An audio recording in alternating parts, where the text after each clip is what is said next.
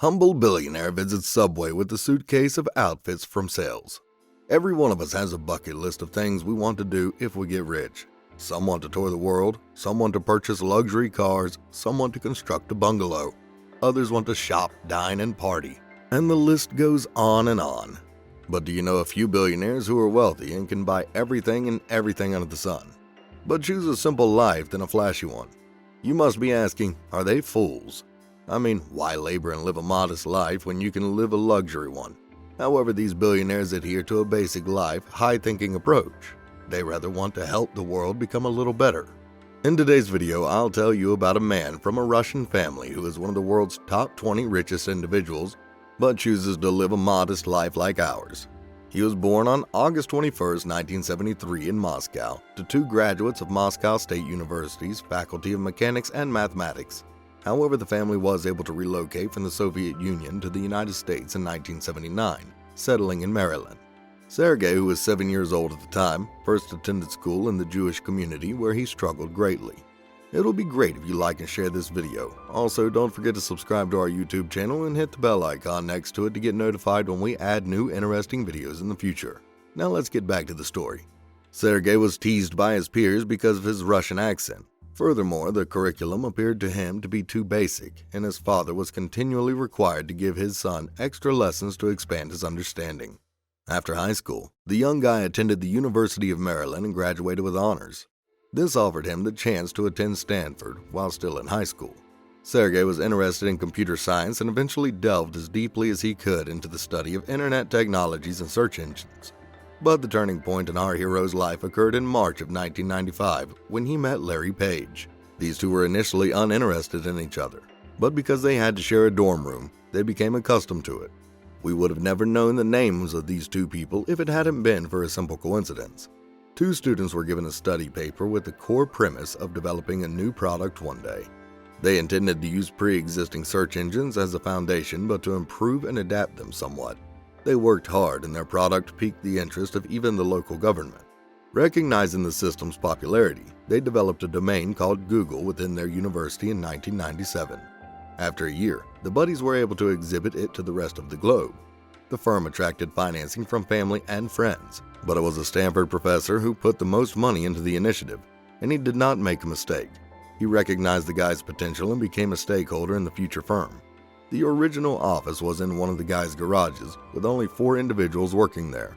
September 1798 will go down in history as the date when 2 Stanford students invented the world's most popular search engine.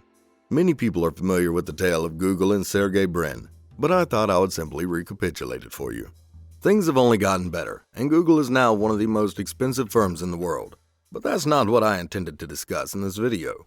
It's about how one of the world's most successful and wealthy individuals lives and spends his money. Sergey Brin and Larry Page determined in 2004 that 1% of Google's resources should be dedicated to charity causes. Thanks to these two individuals, initiatives are being created today that make it feasible to convert to engines powered by alternative energy sources, and the two buddies, in turn, set themselves a yearly salary of just $1. They're also supporting a lot of research that anticipates disease outbreaks throughout the world, forewarn about natural disasters, and so on. Sergey founded the Google Foundation in 2005, and the revenues are invested as grants for cutting-edge ideas from young engineers to serve people all around the world.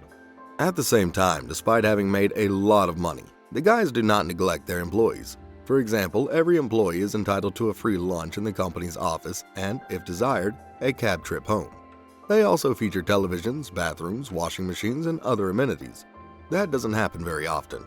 There is even an entire entertainment floor for employees in one of Google's New York offices, where they may spend as much time as they like in the area with Legos, arcade games, billiards, and even a roller coaster ride. Furthermore, workers do not have desks to work at and may work from any place. Many settings, such as lounges or cabins for private work, are designed for this purpose. Surprisingly, this mentality, on the contrary, pushes employees to do their work on time. And if a major football championship is taking place, they may safely come to work in the uniform of their favorite team. It's also incredible that the corporation is prepared to compensate their employees, even after they've died. For a total of 10 years, families of such employees will get half of their salaries, and their children will be compensated for internships and topics of interest. This type of care of employees goes above and beyond the call of duty. Google hires goats as well as humans. They're required to pluck and fertilize the grass on the company's sprawling site in California, while a shepherd keeps an eye on them. Even for this type of profession, it goes without saying, employees are compensated well because they consistently exceed their expectations. What is known about Sergey's personal life in the rest of the world? The man has 2 children with his ex-wife and Wajiki. Despite being the 11th richest man in the world with a fortune of about $50 billion, Bren lives almost as comfortably as the typical US citizen, and he only wears suits for formal occasions.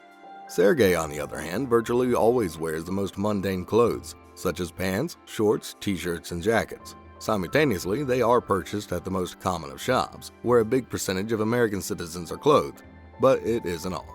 One of the world's wealthiest individuals drives a Toyota with an ecologically efficient engine.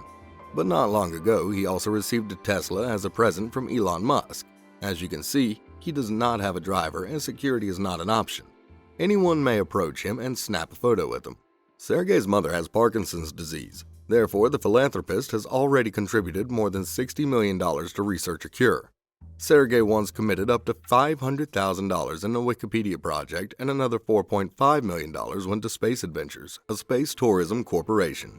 $150 million has been spent on the construction of a massive blimp that will transport humanitarian assistance to individuals in need in far-flung parts of the globe. In general, investments are made on a regular basis to help initiatives that the man deems promising. In his perspective, the co-founder of his charity organization are certain that another $20 billion will be invested within the next 20 years to help new innovators, and Sergey adds of himself, "I don't care if I'm rich or poor. I am content because I appreciate what I do, and this is my most valuable asset." We would have sold our firm long ago and been lounging on the beach if we were only doing it for the money. But that isn't the end of it. Despite having a large property, Bren spends the majority of his time in a small 3-room flat because he needs to work hard and travel a lot. And he can even stay overnight at work on occasion. Sergey strives to avoid pricey restaurants as much as possible and instead eats prepared meals that he occasionally brings to work with him. There are several hobbies for our hero. Sergey began doing yoga, gymnastics, ice skating, and jogging as soon as he learned about his high risk of Parkinson's disease.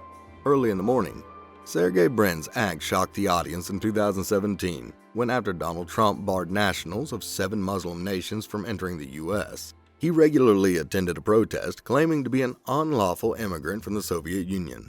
Sergey is also always happy to speak at conferences or show his work at forums at no cost. It is not a problem for him to snap a photo with a bystander on the street or to aid people in need financially. Even people who are unfamiliar with Sergey and his acquaintances describe him as a joyful and sympathetic individual. Stories of him roller skating around the workplace, performing yoga during business meetings, or pranking co-workers continue to circulate. Google workers claim he once performed a job interview on the street, and on April 1st, he informed pregnant colleagues he would pay for childbirth and parenting education. In summary, he's not like the other billionaires.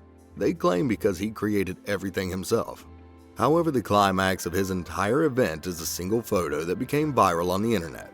In only a few days, one of the guys tweeted, "You won't believe it, but I just spoke with one of the most powerful people in the world, and do you know where you may find a subway train?" He's a kind man. Brennan might have passed for an ordinary American if but for his Google spectacles. After all, it's difficult to imagine that Google creator Sergey Brin, one of the world's richest people, casually takes the New York City subway, where he blends in with the other commuters, dressed unremarkably in a black jacket and cap and carrying a yellow plastic bag. And those around him aren't guards or extras, but regular people. To sum up, a phrase from Sergey Brin is appropriate. We all want to succeed, but I want to be remembered above all as a brilliant inventor and a trustworthy person who, in the end, brought about significant change in our world. That's it for today's video. I hope you enjoyed it. If you did, please like, subscribe, and share the video. Please leave your thoughts in the comment section. Thank you, and see you in the next one. Bye.